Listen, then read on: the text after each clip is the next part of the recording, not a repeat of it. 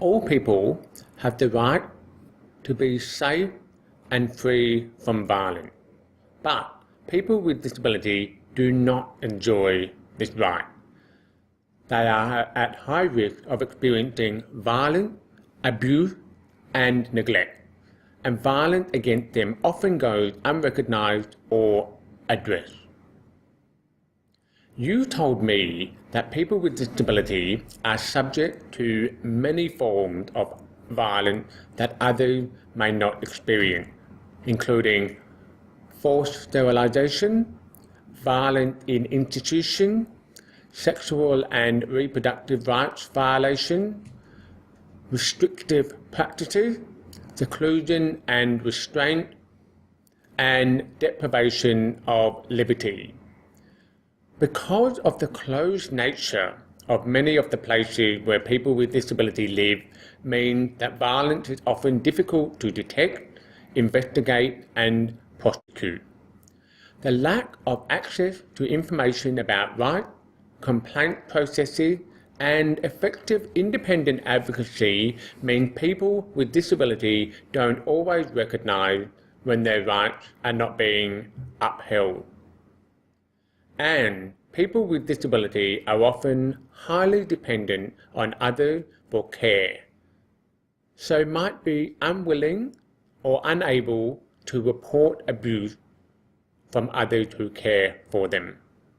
You also told me that there are many barriers to reporting abuse, including access to accessible and effective complaint processes, that there are physical, attitudinal, and communication barriers that make the justice system inaccessible to people with disability and make it more difficult for them to report abuse and access justice. And that people with disability who report abuse are often not believed. You also told me that violence disproportionately affects Aboriginal and Torres Strait Islander people with disability and people with disability from culturally and linguistically diverse backgrounds. That women with disability often face discrimination and exclusion when engaging with mainstream domestic violence services, and that refuge aren't always accessible, and that recommendations from government inquiry to address the issue of violence against people with disability are not being implemented. There is agreement that we need a national strategy to address the issues of violence against people with disability.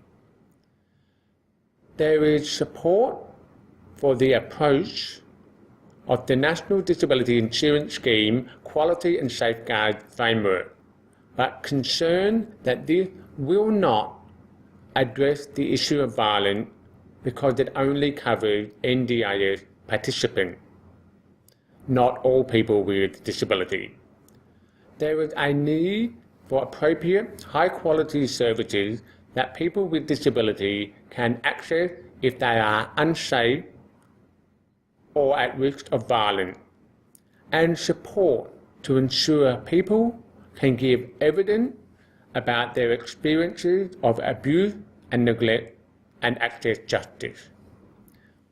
We will know that people with disability are enjoying their right to be safe and free from violence when national policy and practice support all people with disability regardless of their age, gender, cultural, indigenous and/or linguistic background to be free from violence, abuse and neglect.